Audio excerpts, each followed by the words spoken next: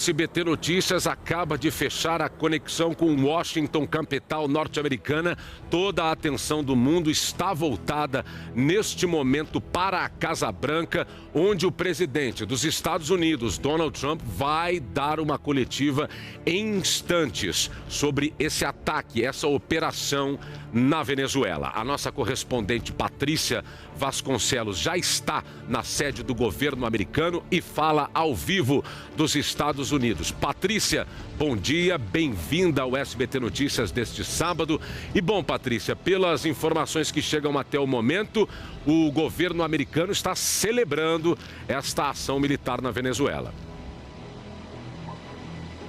É isso, André. Bom dia para todo mundo que acompanha o SBT. O Donald Trump vai falar em 2 horas, a gente está 2 horas atrás do horário de Brasília, são 9h10 da manhã por aqui. Ele vai falar às 11 da manhã no nosso horário, 1 da tarde pelo horário de Brasília, e a gente vai ter a oportunidade de ouvir do próprio presidente Trump, né, os detalhes dessa operação que aconteceu na madrugada. Uma informação de bastidor por aqui, fontes do governo americano confirmaram para colegas que cobrem também aqui a Casa Branca que o Donald Trump deu a luz verde, né, para essa ação já há alguns dias, e tudo estava pronto para essa operação acontecer no Natal. Mas uma ação militar na Nigéria, que tinha como alvo integrantes do ISIS, acabou tomando prioridade. Os militares americanos também queriam ter certeza que as condições climáticas na Venezuela estariam perfeitas para essa ação militar. Então foram esses 2 fatores que, segundo essas fontes do governo americano, disseram que acabaram levando para que essa ação acontecesse nessa última madrugada.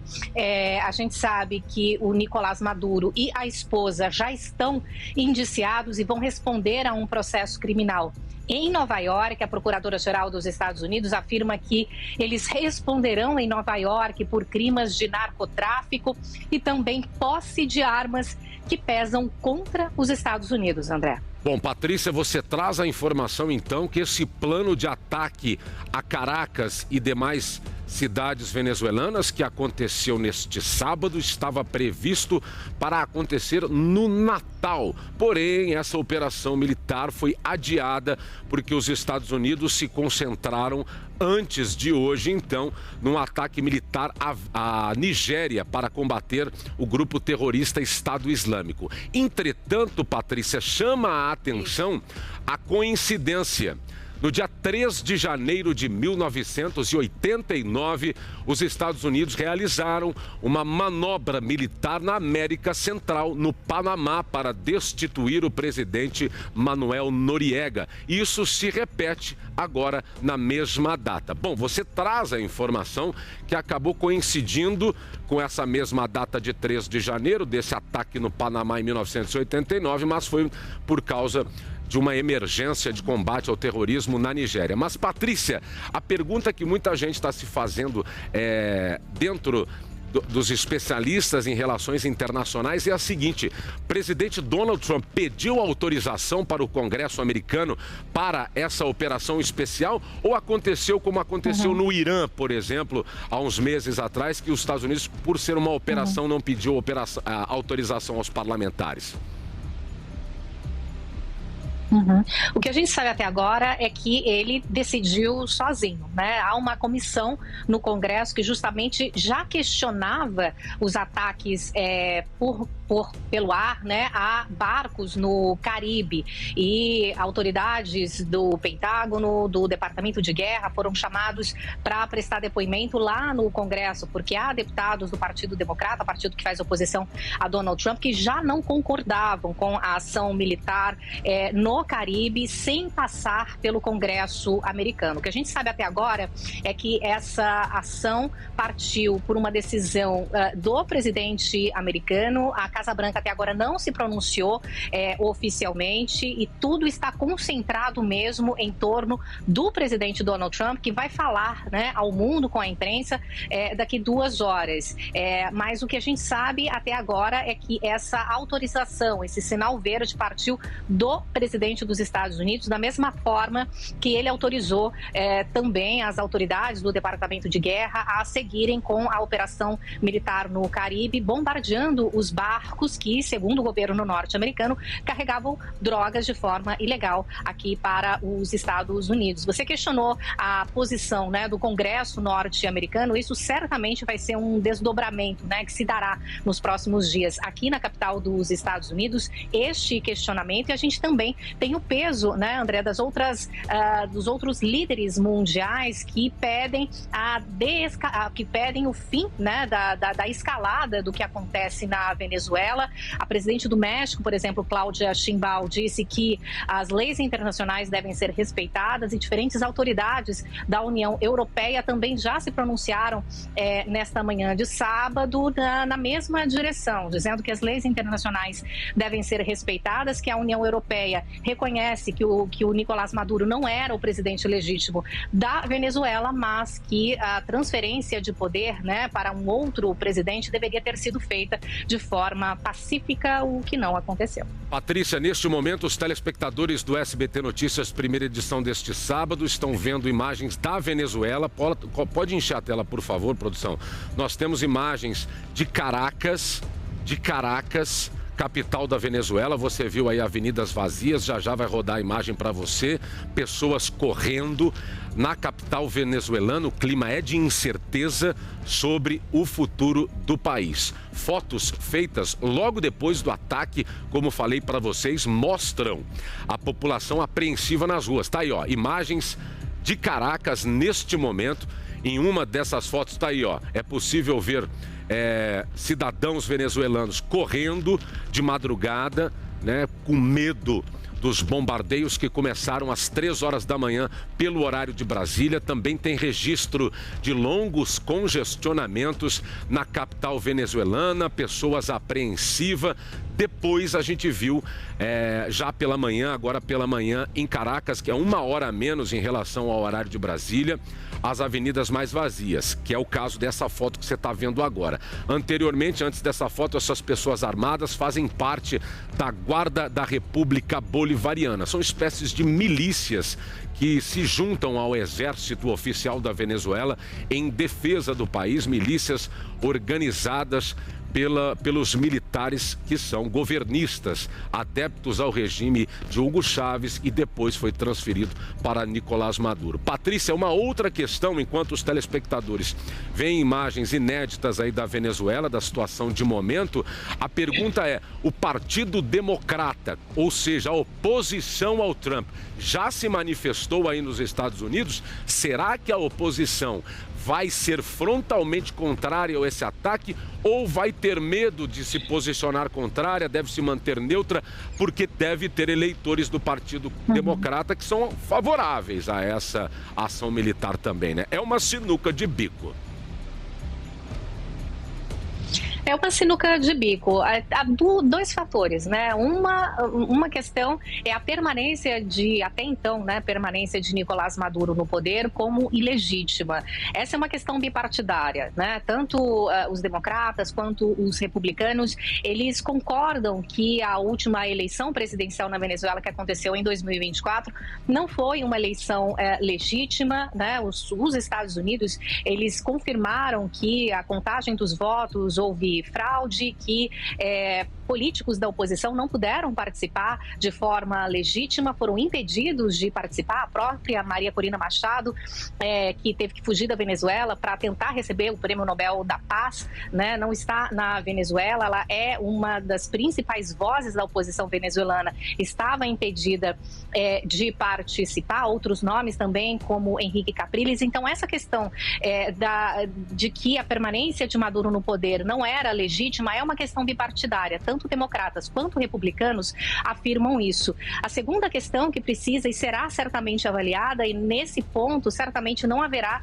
neutralidade, é a ação dos Estados Unidos militar, com homens do exército dos Estados Unidos em solo venezuelano. Há tanques do exército dos Estados Unidos posicionados no norte da Venezuela, na região central da Venezuela e também um pouquinho mais ao sul.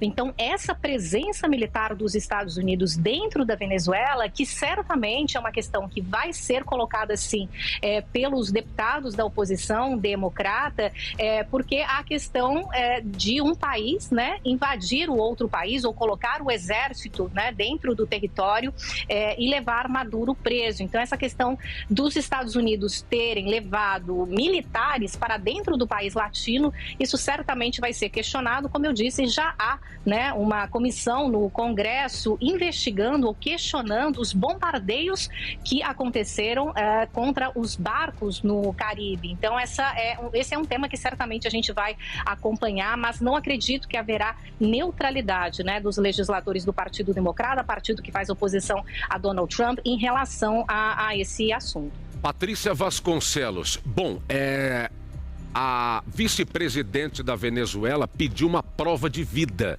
de Nicolás Maduro e de Cília Flores, a sua esposa, a primeira-dama, que foram capturados nessa operação. Bom, mas certamente, já que existem muitas especulações no mundo da internet, a gente não pode ficar alheio a isso, como a Procuradoria-Geral dos Estados Unidos já anunciou que essa captura foi feita para que ambos respondam perante a justiça, e acreditamos que pessoalmente perante a justiça americana, que eles estão vivos, provavelmente estão. Correto, Patrícia? É uma foto circulando, né, na internet que mostra Nicolás Maduro, né, ao lado de dois homens do exército norte-americano. Um colega que cobre aqui a Casa Branca, ele ouviu um especialista que analisa fotos, ele afirma que essa foto foi manipulada. Pode ser, talvez, porque os rostos dos militares estão borrados, né, mas não foi uma foto publicada por uma fonte oficial do governo norte-americano. A vice-presidente, até então, né, vice-presidente da Venezuela, Delcy Rodrigues, uma aliada antiga de Nicolás Maduro, né, uma das principais vozes do madurismo. A gente também não sabe aonde Delcy Rodrigues está neste momento. Um colega italiano, inclusive, que estava ao vivo agora, aqui há pouco na Casa Branca, disse, uma fonte me disse que ela foi à Rússia, mas, enfim, também não foi para a Rússia, não é uma informação confirmada. Ela sim se pronunciou pelas redes sociais pedindo uma prova de vida de Nicolás Maduro. O que temos certeza é que Diosdado Cabello, que é também um dos principais aliados de Maduro e faz parte ali da liderança, né, de Maduro desde que ele subiu ao poder em 2013, ele sim segue em Caracas. Surgiram notícias de que ele, inclusive, não estaria vivo, mas aí ele apareceu num vídeo vestindo trajes militares, né, com um colete à prova de balas, cercado por, enfim, outros venezuelanos que também estavam vestidos com uniformes militares. E Diosdado Cabello diz que está vivo e, obviamente, condena essa ação militar, e que são dois nomes, né, muito conhecidos na Venezuela e aliados antigos de Nicolás Maduro. Certamente a gente vai ter muito o que dizer, muito o que falar quando o próprio Donald Trump, né, der essa coletiva de imprensa para esclarecer exatamente onde está Nicolás Maduro, também a esposa, e se eles serão trazidos para os Estados Unidos, uma vez que o processo judicial já corre em Nova York, segundo a procuradora-geral Pam Bondi, né, os dois serão julgados em Nova York. Se eles serão trazidos para cá ou aonde ficarão detidos, essa também é uma informação que a Casa Branca ainda não esclareceu. Bom, Patrícia, a comunidade venezuelana nos Estados Unidos é muito extensa. Existe uma estimativa de 1 milhão de venezuelanos morando nos Estados Unidos. A maioria deixou o país, talvez depois que Hugo Chávez assumiu o poder no início do século XXI, final do século XX. Boa parte se concentra na Flórida. Esses imigrantes venezuelanos que vivem em solo americano apoiam massivamente essa operação. Pelas conversas que você tem aí de bastidores, a gente não deve ter uma pesquisa oficialmente a respeito disso, talvez se faça a partir de agora. Mas as informações que você tem dão conta do que essa comunidade venezuelana naturalmente deve apoiar essa ação de Donald Trump, ou não? Sim, apoia. Todos que saíram da Venezuela, né, e que estão aqui nos Estados Unidos, veem, né, obviamente, a permanência de Maduro no poder como algo que fazia dano ao país, fazia dano à democracia, e certamente há não só um apoio, mas uma celebração da ação do governo norte-americano. Isso não há dúvidas, né? Tanto por conta de venezuelanos que eu conheço, que moram aqui, que eventualmente conseguiram ao longo do tempo a residência permanente ou a cidadania. Efetivamente, não só os venezuelanos que estão aqui nos Estados Unidos, mas em outras partes do mundo, né? Alguns, inclusive, muito engajados, né, em talvez criar ou costurar, né, uma nova oposição venezuelana. Isso antes, né, da prisão do Maduro, que aconteceu nessa madrugada. Então, pessoas que estavam engajadas aí em tentar costurar uma nova oposição, porque o que a gente viu ao longo dos anos vários nomes da oposição, né, que começaram a se destacar, mas foram saindo da Venezuela porque realmente não conseguiram ficar, porque foram perseguidos, foram presos, né? O Leopoldo Lopes, que eu tive a oportunidade de entrevistar, inclusive aqui na capital americana, acho que foi há 2 anos mais ou menos, ele não vive aqui nos Estados Unidos, ele está na Europa, assim como outros líderes da oposição.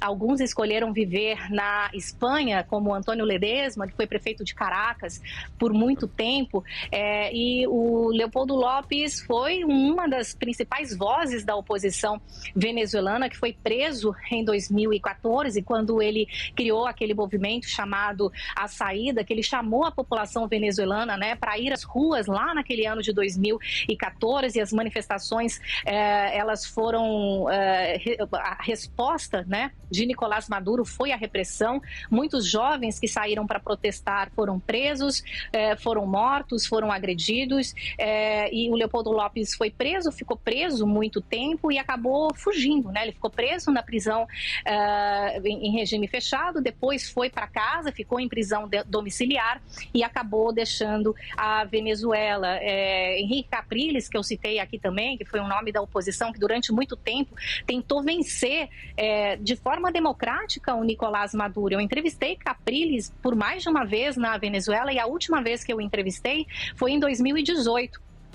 Quando a Venezuela passou por uma Assembleia Constituinte, e o Capriles me disse o seguinte, que ele acredita que ele venceu de Hugo Chávez quando Chávez ainda era vivo lá em 2012, né? Aí o Chávez morreu, a Venezuela passou por eleições. Quem concorreu com o Nicolás Maduro em 2013, nas primeiras eleições em que Maduro se postulou como candidato depois da vitória do Chávez, foi o Henrique Capriles. O Capriles me disse naquela ocasião, em 2018, que ele acreditava sim, que ele havia perdido para o Chávez, mas que ele acredita que naquelas eleições de 2013 que o resultado já não foi correto, já não foi correto, né? Então, mas ainda assim ele se postulou, tentou concorrer a presidente dos Estados Unidos, mas nunca chegou à vitória e acabou impedido de concorrer. Quando eu entrevistei em 2018, André, o Capriles parecia um fugitivo, né? Ele vivia de fazer lives nas redes sociais com vários celulares, tentando esconder a localização, mas já não podia concorrer à presidência da Venezuela, e ele foi uma das vozes da oposição que durante muito tempo tentou concorrer, fez campanha e tentou vencer Maduro, mas ele não chegou por lá. Então, tudo isso é para dizer que vários nomes da oposição se revezaram ao longo dos anos, né, para tentar reverter essa questão da Venezuela, respeitando o processo democrático, mas as pessoas que acabaram saindo de lá ao longo dos anos, obviamente estão cansadas, estavam sem esperança e por isso apoiam o que os Estados Unidos fizeram nessa madrugada.